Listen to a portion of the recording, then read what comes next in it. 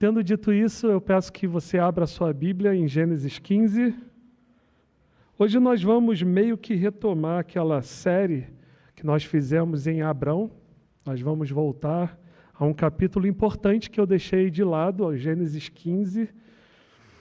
Nós vamos ver Deus atuando na vida do crente Abrão, ainda como Abrão, antes de ter o seu nome mudado. Gênesis 15, hoje nós vamos lidar com o capítulo todo, por hora nós vamos ler até o versículo 6.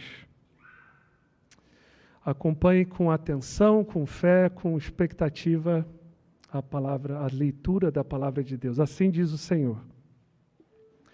Depois destes acontecimentos, a palavra do Senhor veio a Abrão numa visão dizendo: Não tenha medo, Abrão, eu sou o seu escudo e lhe darei uma grande recompensa. Abrão respondeu: Senhor Deus, que me darás se continuo sem filhos e o herdeiro da minha casa é o Damasceno Eliezer? Abrão continuou: Tu não me deste descendência e um servo nascido na minha casa será o meu herdeiro. E eis que a palavra do Senhor veio a ele dizendo: Esse não será o seu herdeiro. Pelo contrário, aquele que será gerado por você, esse será o seu herdeiro. Então o Senhor levou-o para fora e disse: Olhe para os céus e conte as estrelas, se puder contá-las. E lhe disse: Assim será a sua posteridade. Abrão creu no Senhor, e isso lhe foi atribuído para a justiça. Essa é a palavra de Deus. Há alguns domingos eu contei a história de jovens de uma igreja se encontrando na Parmê do Meia para o encontro. Não sei quantos irmãos se lembram. Era uma sexta-feira à noite, eles se encontraram lá no rodízio. Então nós imaginamos todo mundo meio que saindo às 9h30, 10 horas da noite. Um dos rapazes se aproximou da moça, de uma moça que estava lá, e se ofereceu gentilmente a levá-la até a sua casa. Depois disso, ela fez um cartãozinho para ele de agradecimento, cartão que ele ficou lendo e relendo, até o momento que ele tomou a coragem e convidou a moça para um sorvete só com ele. Agora vamos dizer que eles realmente começaram um relacionamento ali naquela sorveteria, um relacionamento sério, além da amizade. Ele manifestou seus sentimentos para ela, ela também compartilhou que também sentia algo especial por ele. O tempo passa, ele finalmente conclui o seu curso de engenharia, arruma um emprego na área, começa a ganhar um dinheirinho. Ela também se forma logo em seguida, emenda no mestrado. O tempo passa mais um pouco, 1 ano, 2 anos, 4 anos, e nada. Ué, ela pensa: o que está acontecendo com a gente? Por que o tempo está passando e o nosso relacionamento não está caminhando para algo mais sério? Ela passa alguns dias encucada com aquilo, então finalmente ela toma coragem, ela pega o telefone, liga para ele e diz, com a voz meio pesada: precisamos conversar. Precisamos mesmo. Sexta-feira, naquela sorveteria, 19 horas, por favor, não se atrase. Tá bom. A sexta chega, eles se encontram na sorveteria e ela finalmente pode expressar a sua dúvida, aquela dúvida que está angustiando o seu coração. Como eu posso saber? Como eu posso ter certeza de que você me ama? Olhando nos olhos da jovem, então o rapaz diz: é sobre isso que eu quero falar com você. Ele coloca a mão no bolso, pega de lá uma caixinha, abre diante da jovem e o anel que está dentro diz tudo. Quer se casar comigo? Hoje, irmãos, pela graça de Deus, nós encontraremos algo parecido aqui no nosso texto. Hoje nós vamos ver um Abrão, depois de algum tempo esperando, ele está meio encucado com aquilo, e ele faz essa mesma pergunta a Deus: como eu posso saber? Como eu posso ter certeza que o Senhor realmente vai cumprir as suas promessas? Hoje nós aprenderemos aqui no nosso texto que por causa da aliança que Deus fez conosco, nós podemos confiar absolutamente nas promessas que Ele nos fez. Simples, né? Por causa da aliança que Deus fez conosco, nós podemos confiar absolutamente nas suas promessas. Nós vamos ver isso em duas partes. Na primeira, nós olharemos para o homem de fé, e na segunda, nós voltaremos os olhos para o Deus do pacto. Então, primeiro ponto, vamos dar uma olhada no crente Abrão, um homem de fé. Olha só o que diz o versículo 1 de novo. Depois destes acontecimentos, pausa, para aí. Você que é um leitor bem treinado, você para e se pergunta, depois de que acontecimentos, né? Bom, vocês se lembram que Ló, o sobrinho de Abraão, havia feito aquela escolha tola de ir para morar perto lá de Sodoma, nas campinas do Jordão. No capítulo 14, anterior ao nosso, Ló se veio no meio de uma guerra civil que teve lá entre 4 reis que vieram do norte. Esses reis vieram destruindo tudo pelo caminho e vieram lutar contra 5 reis vassalos ali da planície do Jordão. Então Ló acaba sendo capturado e levado como prisioneiro pelos reis do norte. Abrão, quando fica sabendo disso, ele decide fazer uma operação de resgate, resgatar o Ló. Ele junta ali na sua casa 318 homens, dos mais valentes e fortes, e vai em busca de Ló. Aqueles 4 reis do norte estavam provavelmente voltando para as suas terras, já haviam saído de Canaã, e Abrão vai atrás deles, e finalmente ele consegue resgatar Ló, e consegue resgatar os seus bens. Foi uma vitória impressionante. Depois disso, quando Abrão está retornando, ele entra em Canaã, e 2 reis vão ao encontro dele. Um deles era Melquisedeque, rei de Salém, provavelmente aquela cidade que depois ficou conhecida como Jerusalém. E o outro foi o rei ímpio de Sodoma, que chegou com uma atitude bem arrogante. Olha, me dá as pessoas, pode ficar com os bens. Abrão respondeu, de jeito nenhum, não quero nada de vocês. Não quero que vocês digam depois, nós enriquecemos Abrão. Não, não. Os rapazes que foram comigo, eles que fiquem com a parte deles. Mas eu não quero nada de vocês. Então é depois desses acontecimentos que começa a nossa história. Volta lá no versículo 1. Depois destes acontecimentos, a palavra do Senhor veio a Abrão numa visão dizendo, não tenha medo, Abrão. Eu sou o seu escudo e lhe darei uma grande recompensa. Não tenha medo. Dá para entender porque Abrão estava com medo aqui, não dá? Aqui ele já estava de volta a Canaã, na sua tenda, numa noite, e ele tinha acabado de enfrentar esses 4 reis do norte. Eles vieram varrendo tudo, eles invadiram 5 cidades ali em Canaã, derrotaram os seus exércitos. Abrão tinha acabado de lutar contra essa gente. Era bastante possível que aqueles 4 reis se reorganizassem e voltassem a Canaã, atrás de Abrão agora como vingança. Além disso, havia agora o temor dos vizinhos de Abrão, que viram a sua enorme força e talvez se sentiram ameaçados também por Abrão.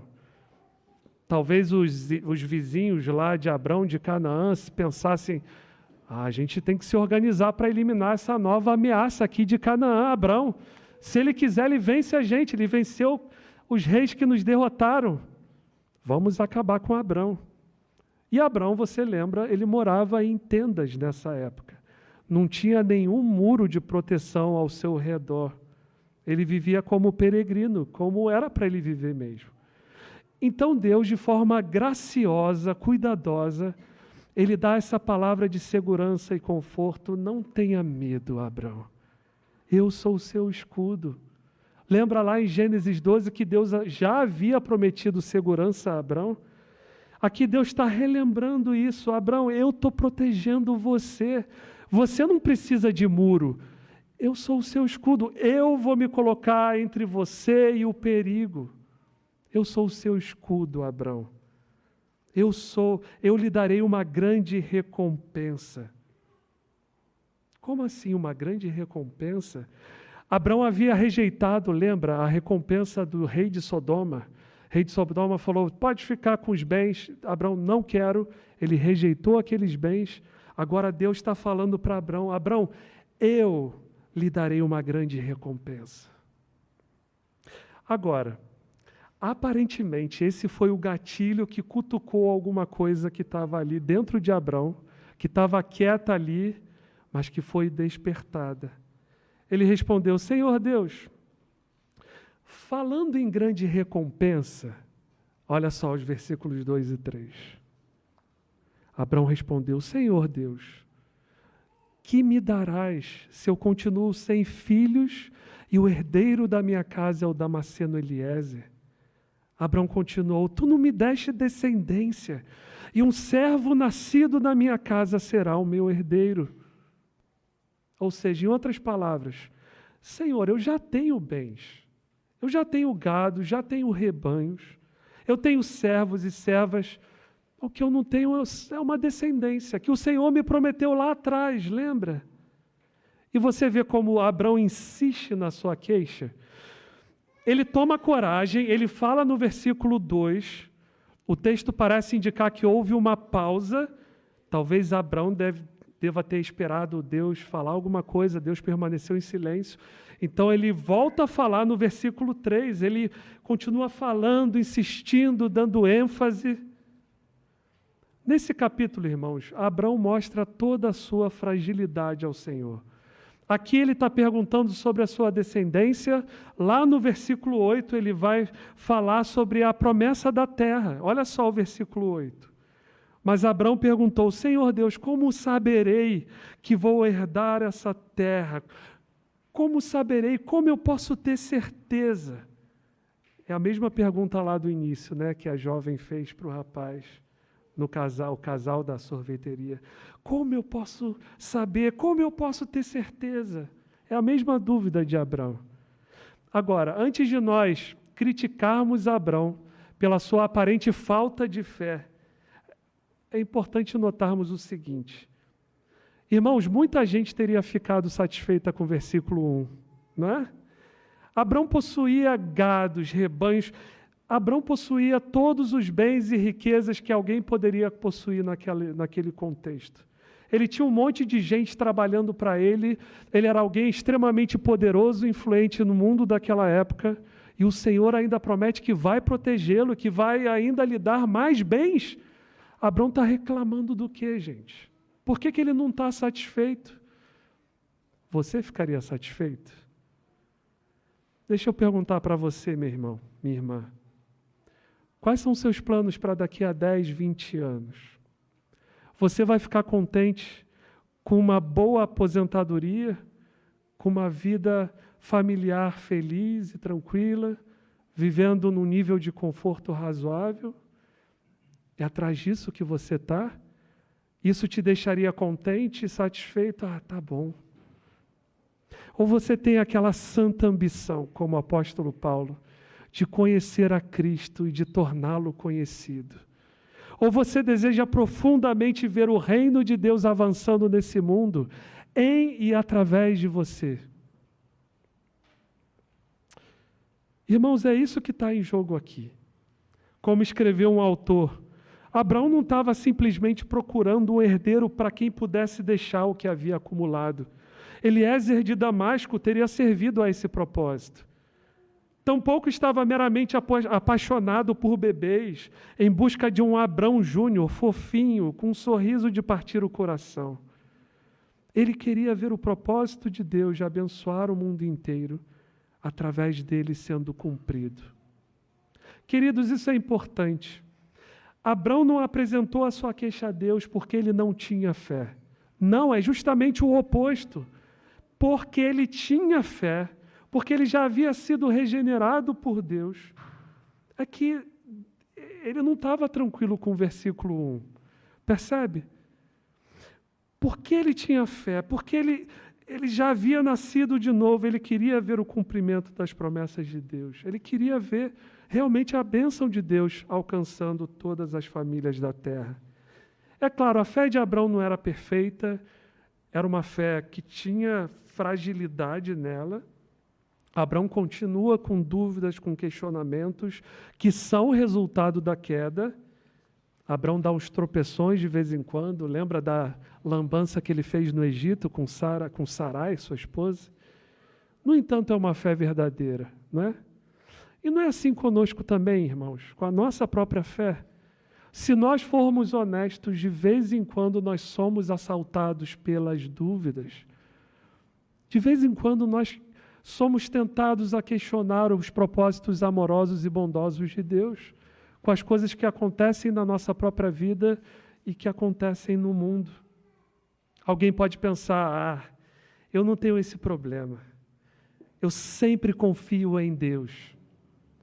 Meu irmão, cada pequeno pecado que você comete, cada falha que você comete, você está dizendo a Deus o seguinte: eu não confio em Ti.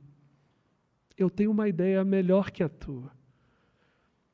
Acredite, meu irmão, homens e mulheres no passado, melhores do que nós, passaram por esses momentos de dúvida na sua fé. Pensa em João Batista, por exemplo, foi ele que disse a Jesus, sobre Jesus, eis o Cordeiro de Deus que tira o pecado do mundo. João Batista viu o Espírito Santo descer do céu como pomba e pousar sobre Jesus. Mas quando ele estava preso, ele enviou 2 discípulos até Cristo para lhe perguntar, você é aquele que estava para vir ou devemos esperar outro?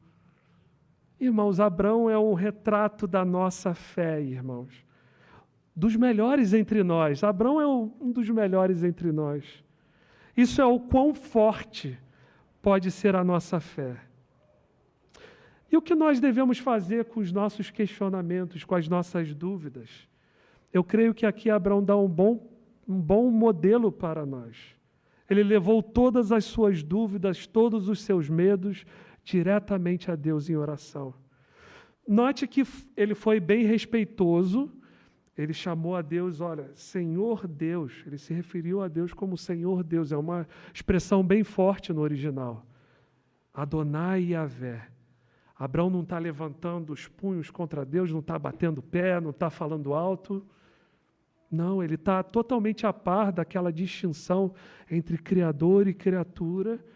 Abraão é apenas um servo e ele sabe disso. Yahvé é o soberano. Mas de uma forma bem respeitosa, irmãos, ele está derramando o seu coração na presença do Senhor. Não foi isso que os salmistas fizeram? Não foi isso que Jó fez? E não foi isso que tantos outros servos de Deus fizeram ao longo de toda a história? Tudo isso serve como testemunho para nós de que é seguro fazer isso. É seguro para nós irmos diante de Deus e derramarmos o nosso coração diante do Senhor. Ele não vai ficar chocado com o que você tem a dizer a Ele, meu irmão.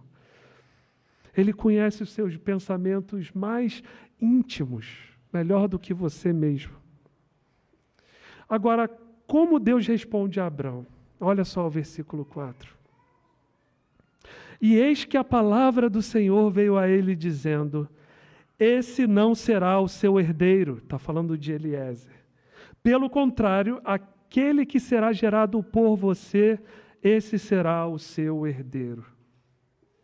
Ou seja, de forma condescendente, Deus não apenas confirmou a promessa de um herdeiro, mas ele fez questão de ser bem específico. Deus está quase desenhando aqui para Abraão.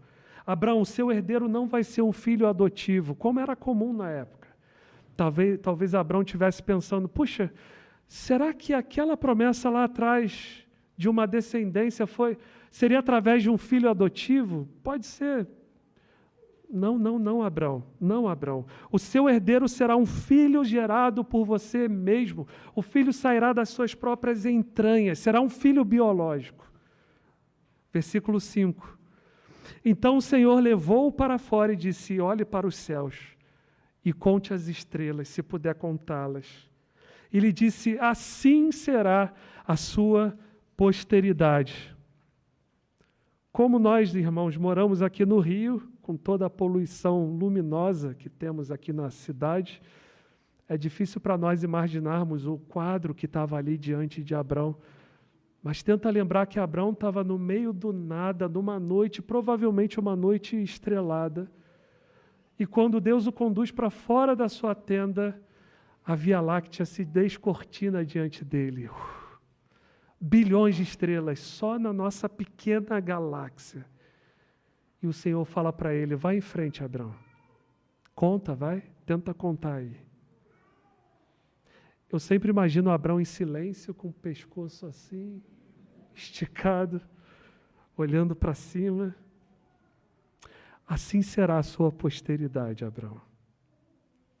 Lembra que o Senhor está falando isso a um senhorzinho de 90 anos, com a sua mulher estéril, esse casal que já estava mais de década esperando o cumprimento das promessas de Deus.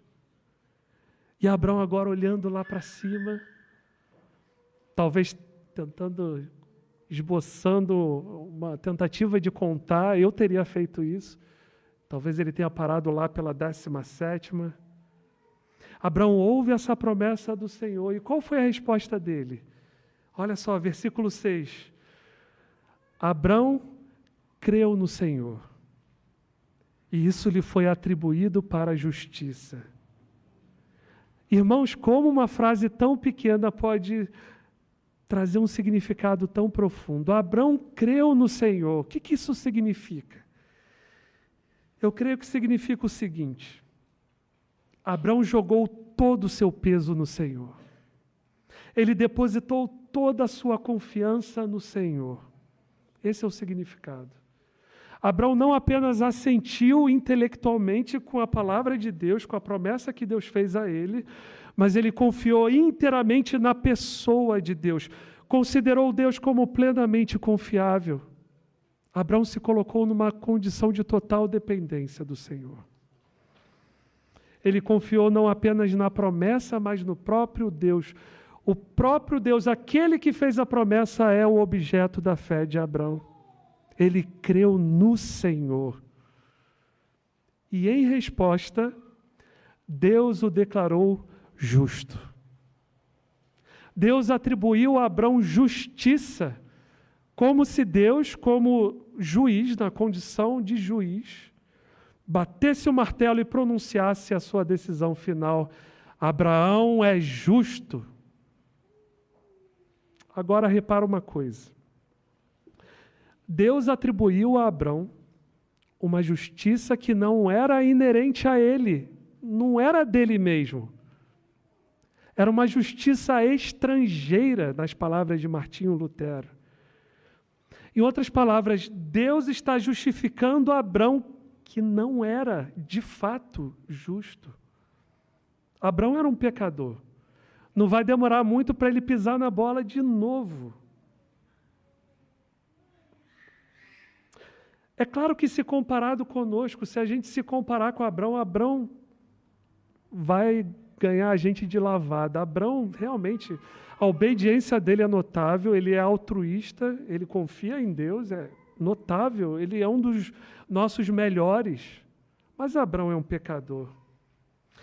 Como Deus pode considerá-lo legalmente justo, ainda que ele não seja de fato justo?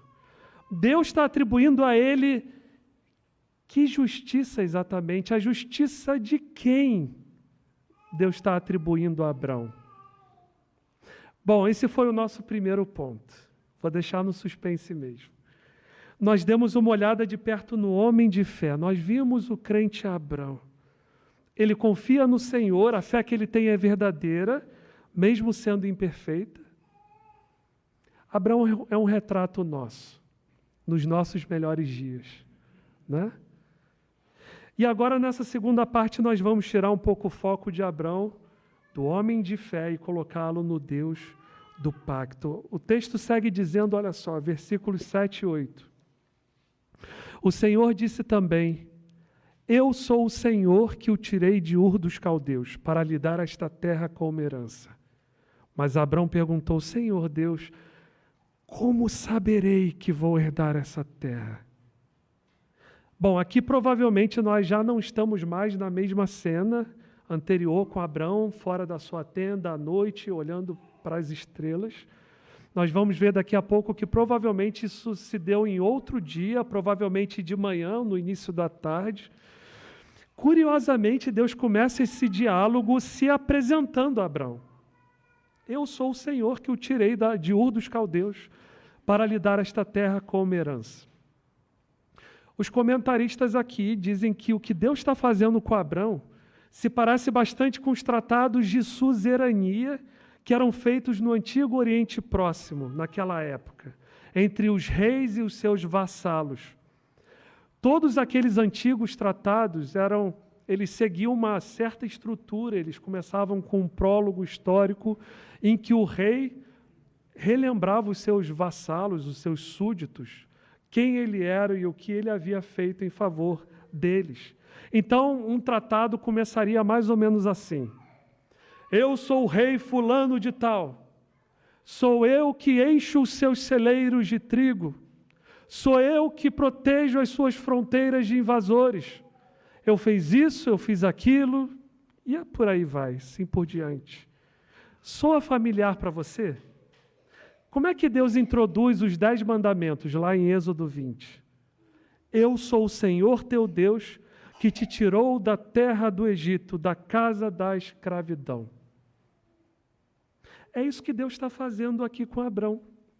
Ele está introduzindo uma aliança que ele vai formalizar com Abrão. Deus vai entrar em pacto com ele. Mas Abrão aparentemente nem se dá conta disso. Seu coração ainda está borbulhando com os questionamentos, com as suas dúvidas, que não foram embora no encontro anterior e na simples menção da terra que Deus lhe daria como herança. Abrão meio que interrompe a Deus dizendo: como eu posso saber, Senhor? Como eu saberei com certeza que eu vou herdar essa terra? Irmãos, muito interessante. Abrão tinha acabado de demonstrar a sua confiança no Senhor, como nós vimos. Mas agora, de novo, ele mostra a sua fragilidade. Senhor, eu vim lá de longe. Eu passei por tantos lugares, tantas cidades. Eu nem sabia para onde eu estava indo. Eu deixei para trás minha família, eu fiz todas essas coisas. Eu continuo acreditando no Senhor, continuo esperando pelo cumprimento das tuas promessas. E agora o Senhor diz que a minha descendência vai ser tão numerosa como as estrelas do céu. E o Senhor diz que vai me dar essa terra como possessão. Eu creio, Senhor. Ajuda-me na minha incredulidade. É isso que Abrão está fazendo aqui. Você se identifica com essa pergunta? Será que José fez esse mesmo questionamento quando ele foi abandonado pela sua própria família, vendido como escravo, depois trancafiado numa prisão no Egito? Será que não houve alguns dias em que ele estava tremendo diante do Senhor, de joelhos, falando: Senhor, eu estou tentando acreditar, Senhor.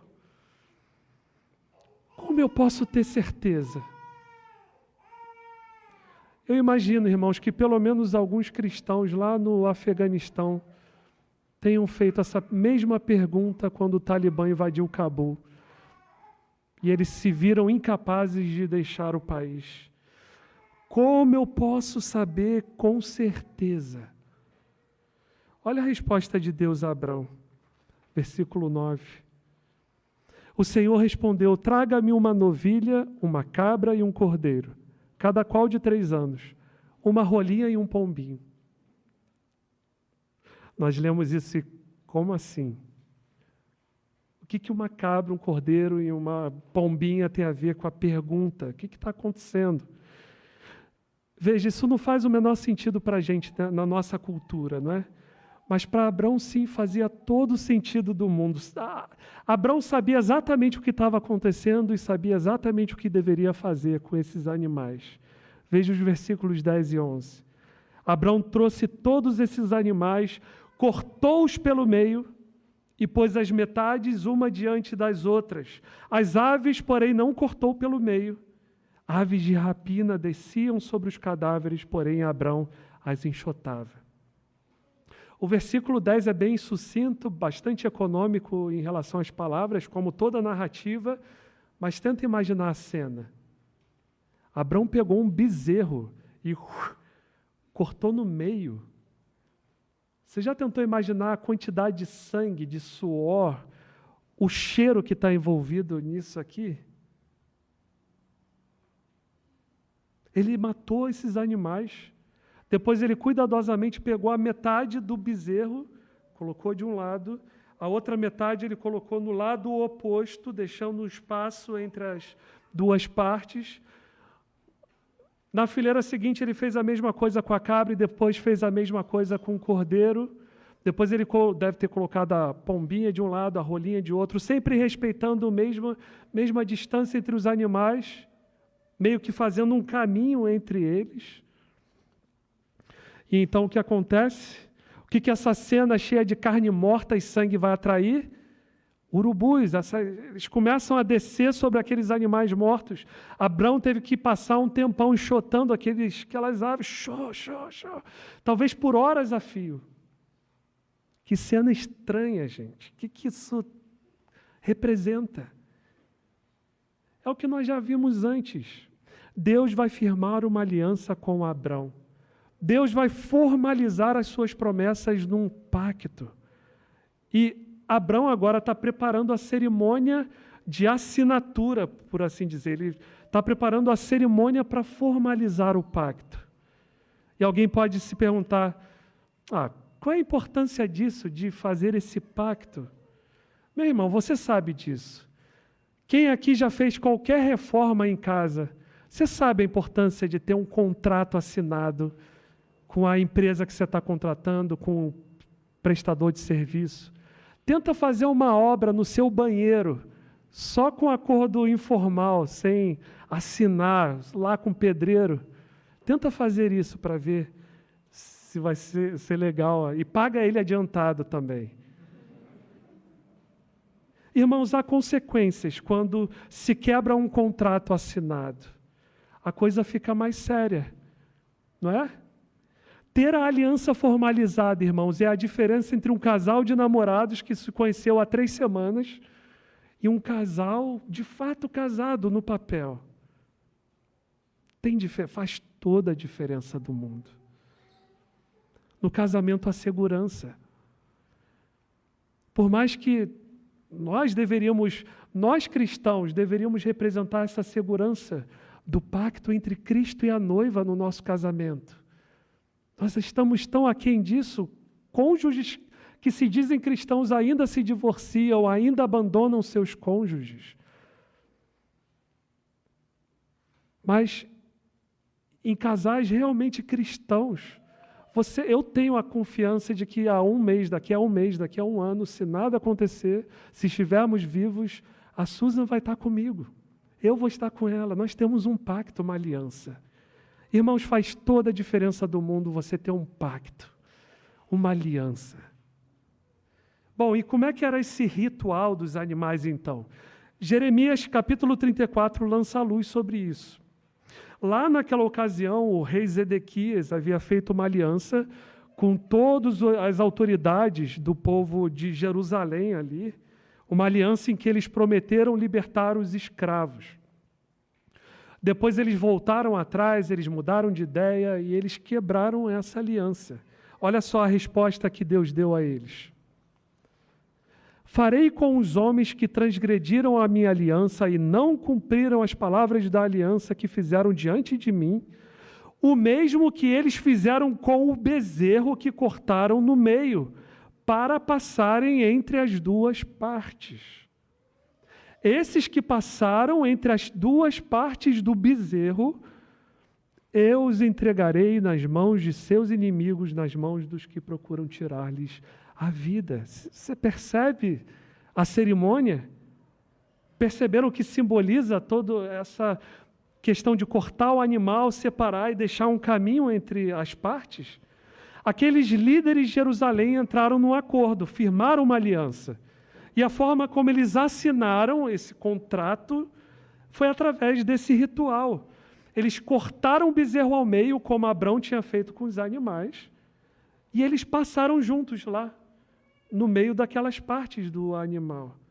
E ao fazer isso, eles diziam o seguinte: se nós quebrarmos esse pacto, se nós formos infiéis a essa aliança, que aconteça conosco o mesmo que aconteceu com esses animais.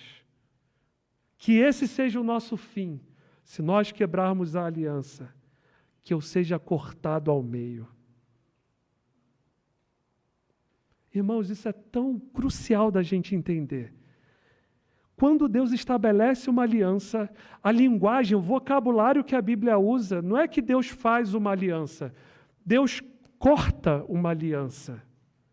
E geralmente uma característica comum das alianças que Deus faz é que tem sangue derramado. Pensa, por exemplo, na circuncisão. Daqui a pouco, daqui a 2 capítulos, Deus vai dizer para Abrão: Abrão, corta fora o prepúcio da sua carne e da carne dos seus descendentes. E ao fazerem isso, entre outras coisas, o que os israelitas diziam era o seguinte: Deus, se eu não cumprir a minha parte nesse pacto, se eu quebrar essa aliança, se eu não responder em fé, que eu seja cortado fora da tua presença, que eu seja cortado fora das bênçãos pactuais, assim como o meu prepúcio foi cortado fora do meu corpo. Os israelitas levavam no seu próprio corpo o símbolo da severidade que essa aliança envolve. Com isso em mente, vamos voltar à história aqui. Abrão já montou o cenário apropriado para o ritual. Certamente ele estava só aguardando a ordem de Deus para ele passar lá no meio daqueles animais, encenando as maldições da aliança. O que vai acontecer a ele se ele for infiel à sua parte no pacto? Olha só o versículo 12. Ao pôr do sol, um profundo sono caiu sobre Abrão, e grande pavor e densas trevas tomaram conta dele. Um profundo sono. Você pensa: não, Abrão, não está na hora de dormir agora. Você vai passar ali no meio, vai ter a cerimônia do pacto. Acorda, Abrão. A palavra original usada para esse profundo sono é a mesma palavra que usada lá para o sono de Adão, quando Deus fez aquela cirurgia e tirou a costela dele para formar Eva. É a mesma palavra do sono. Abrão recebeu uma anestesia geral aqui. Abrão está claramente fora da jogada, está lá. Claramente foi Deus que deu esse sono a ele. A gente não sabe exatamente se tudo o que aconteceu depois se passou como num sonho ou meio que numa visão, a gente não sabe como aconteceu, mas o fato é que Abrão está passivo a partir desse momento em diante em toda a história. O texto segue dizendo, versículo 13: então o Senhor lhe disse: fique sabendo com certeza. Reparou? Como saberei com certeza? Fique sabendo com certeza que a sua posteridade será peregrina em terra alheia, será reduzida à escravidão e será afligida durante 400 anos. Mas eu castigarei a nação que os escravizar, depois eles sairão com muitas riquezas, e você irá para junto de seus pais em paz, será sepultado em boa velhice.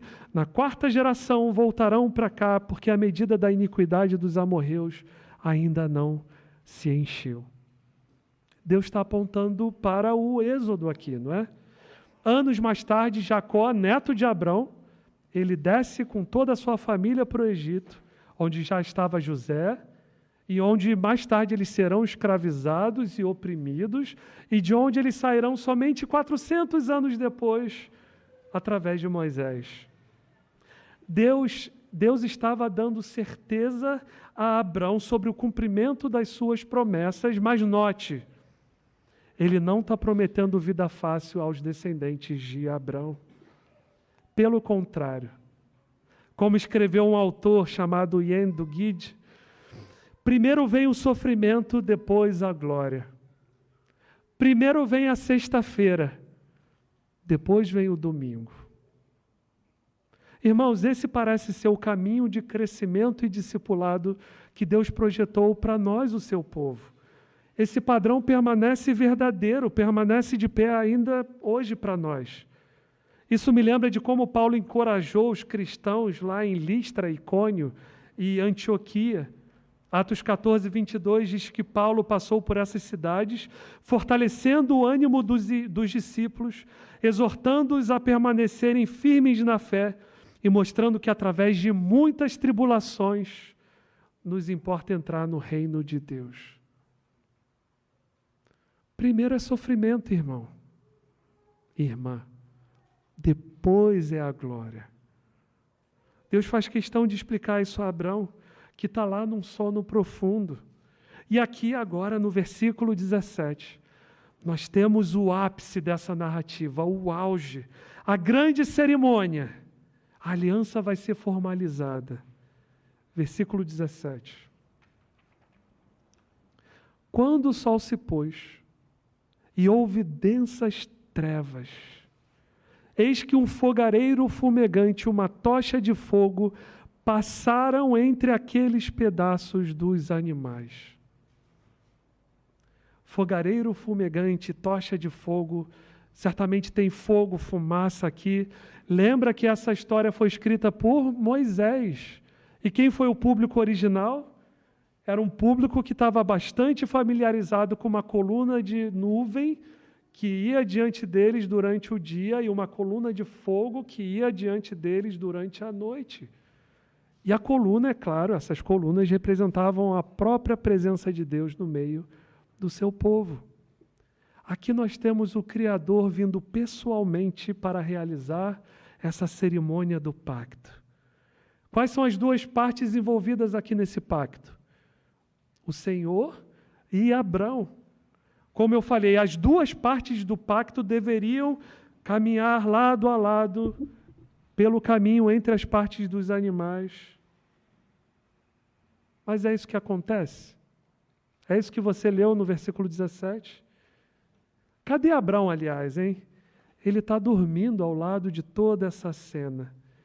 O Senhor o colocou para dormir.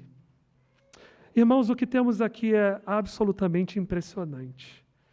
O próprio Deus, no fogareiro fumegante, na tocha de fogo, ele passa sozinho entre os pedaços dos animais, com tudo o que isso representa. É como se Deus estivesse dizendo para Abraão: Abraão, se eu não cumprir o que prometi a você, que aconteça comigo, o eterno, o imutável, aquele em quem não pode haver sombra de variação, que aconteça comigo o que aconteceu a esses animais, que eu seja cortado pela metade, que eu seja partido no meio. Abrão não teve que passar por entre os animais. Deus sabia que nem ele, nem os seus descendentes poderiam manter-se fiéis à aliança. O Senhor sabia. Será que o Senhor a essa altura já sabia do bezerro de ouro? Será que o Senhor a essa altura já sabia da rebelião que o povo faria no deserto? E das outras incontáveis vezes em que o povo de Israel falharia em cumprir com a sua parte na aliança? Certamente. O Senhor protegeu a Abrão das consequências dos seus próprios pecados e dos pecados dos seus descendentes. E ao mesmo tempo, Deus estava garantindo que a sua bênção chegaria a todas as famílias da terra, apesar da infidelidade de Abrão e da sua família. Deus não permitiria que os fracassos dos seus parceiros humanos impedissem o seu plano de redenção. A história termina dizendo, versículo 18, naquele mesmo dia, o Senhor fez aliança com Abrão, dizendo: a sua descendência dei esta terra, desde o rio do Egito até o grande rio Eufrates, a terra dos queneus, dos quenezeus, dos cadmoneus, dos heteus, dos ferezeus, dos refaíns, dos amorreus, dos cananeus, dos girgazeus e dos jebuseus. Foi dessa maneira que o Senhor formalizou a sua aliança com Abraão, dando a ele a garantia de que iria cumprir o que prometeu. E aí, irmãos, eu pergunto para vocês, Deus cumpriu as suas promessas a Abraão? Deus honrou o pacto que ele fez com Abraão, hein? A descendência dele é numerosa? Filhos e filhas de Abraão? Paulo diz em Gálatas 3,7 que os que têm fé em Cristo são os filhos de Abraão. Nós cristãos estávamos sendo representados por pelo menos parte daquelas estrelas que Abraão viu naquela noite. Tinha a estrela gentílica lá também. A igreja é o Israel de Deus. Abraão é pai de gente de toda a tribo, língua, povo e nação. A bênção de Deus está ou não chegando a todas as famílias da terra, cristão? Através de Abraão e do seu descendente, que é Cristo. Sobre a promessa da terra de Canaã, ela foi cumprida parcialmente. Quando o povo começou a conquistar a Palestina sob Josué e mais tarde também através de Davi e Salomão. Mas nós sabemos também que ela vai se cumprir plenamente nos novos céus e na nova terra. Nós herdaremos a realidade daquela promessa feita a Deus, da terra prometida a Deus. A realidade do que a terra prometida a Abraão significava. Para concluir, irmãos, sem o Novo Testamento, essa história deixa alguns gaps, algumas pontas soltas. Como Abraão pode ser considerado justo, sendo que ele não era justo? A justiça de quem foi imputada a ele? Além disso, quem vai levar sobre si a punição pelos fracassos de Abraão e da sua família em não manter a aliança com Deus? Será que o eterno Deus vai tomar sobre si natureza humana e experimentar a morte no lugar de Abraão? Foi exatamente isso que Deus fez em Jesus Cristo. Jesus viveu uma vida de perfeita obediência, cumprindo toda a justiça, obedecendo cada um dos mandamentos que Deus requer de nós, seres humanos.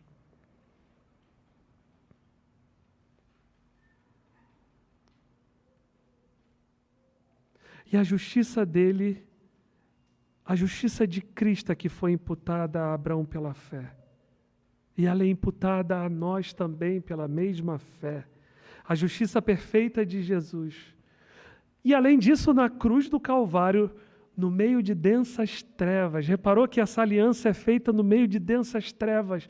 Lá na cruz também, em densas trevas, Cristo tomou sobre si todo o peso de cumprir as promessas pactuais a Abraão, a despeito das nossas fraquezas e pecados. Nós falamos que a punição da quebra da aliança era ser cortado da presença de Deus, cortado das bênçãos pactuais. Isaías 53 diz sobre Jesus que ele foi cortado da terra dos viventes. Ele foi ferido por causa da transgressão do meu povo. O corpo de Jesus foi partido e o seu sangue foi derramado em nosso favor.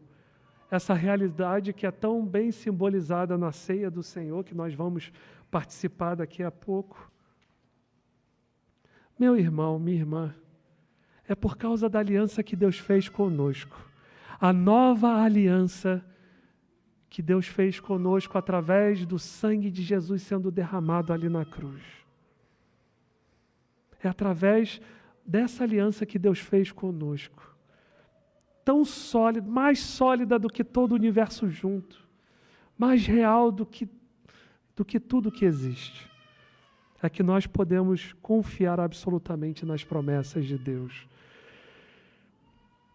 Meu irmão, minha irmã, ao tomar os elementos da ceia do Senhor hoje, o pão e o suco da videira, que você se lembre do corpo de Jesus que foi partido. Lembra de Jesus pegando o pão e cortando ele ao meio. Exatamente como aquele simbolismo daqueles animais. Esse é o meu corpo, dado em favor de vocês.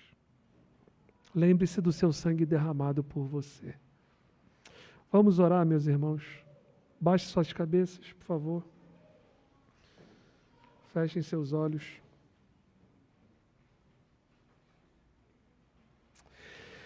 Pai querido, que amor o Senhor tem por nós. Esse amor nos constrange. Nós nos rendemos a Ti, Deus do pacto. Pai, que segurança nós temos no nosso pacto, na nossa aliança contigo. Como estamos seguros. Se há algum irmão aqui perguntando como eu posso ter certeza que esse irmão seja encorajado e animado, que ele olhe para Jesus, dando-se na cruz por nós, estabelecendo a nova aliança no seu sangue. Uma aliança eterna, inquebrável, uma aliança sem fim. Recebe toda a glória nessa noite. Que os nossos olhos estejam em Ti. É no nome de Jesus que nós oramos. Amém.